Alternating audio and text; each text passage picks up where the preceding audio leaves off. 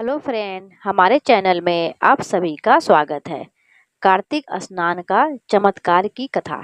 आज के समय में जब लोग भक्ति को पुराने जमाने की बात मानते हैं, तब भी कुछ ऐसे भक्त हैं जो सच्चे विश्वास के साथ भगवान की आराधना करते हैं।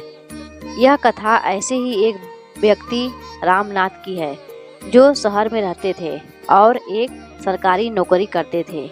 जीवन व्यस्त था। सुबह दफ्तर, शाम को मोबाइल और रात को थकान। भक्ति का समय तो जैसे कहीं खो गया था।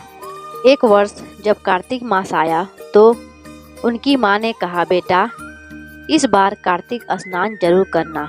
सुबह जल्दी उठकर गंगा स्नान करने से मन निर्मल होता है, जीवन में शुभता आती है।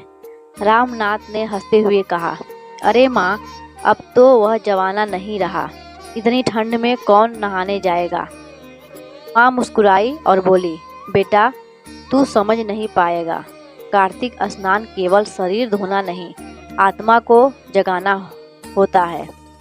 रामनाथ ने उनकी बात को गंभीरता से नहीं लिया। कुछ दिनों बाद उनकी नौकरी में बहुत तनाव बढ़ गया।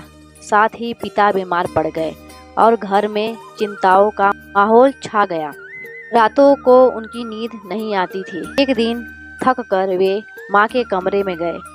वहाँ माँ कार्तिक मास के अवसर पर दिया जला रही थी और विष्णु सहस्त्र नाम का जाप कर रही थी। दीपक की लौ स्थिर थी और वातावरण में एक अद्भुत शांति थी। रामनाथ ने पूछा, माँ क्या सच में यह सब करने से मन को शांति मिलती है? माँ ने कहा, हाँ बेटा, भगवान केवल मंदिरों में नहीं, हमारे मन की शांति में बसते हैं। अगर तू चाहे तो कल मेरे साथ चल कार्तिक स्नान कर।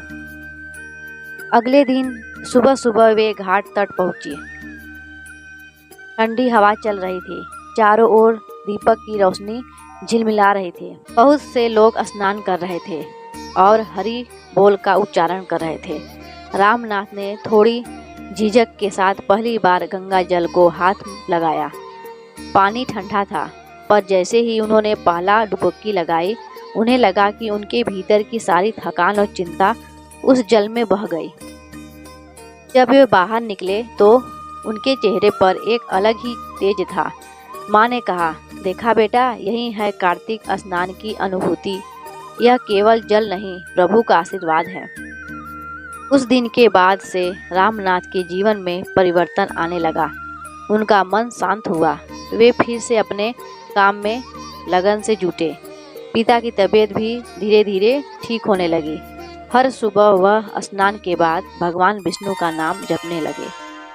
महीने के अंत में उन्होंने माँ से कहा, माँ अब समझ गया, भगवान पुराने नहीं हुए हैं, बस हमने उनसे नाता तोड़ लिया था। यह कार्तिक स्नान मेरे जीवन का पुनः जन्म बन गया।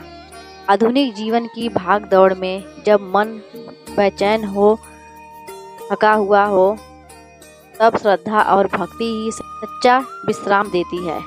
कार्तिक स्नान केवल परंपरा नहीं, बल्कि आत्मा को शुद्ध करने का माध्यम है। जब मनुष्य की विश्वास के साथ प्रभु का स्मरण करता है तो वही क्षण उसका सबसे बड़ा चमत्कार बन जाता है।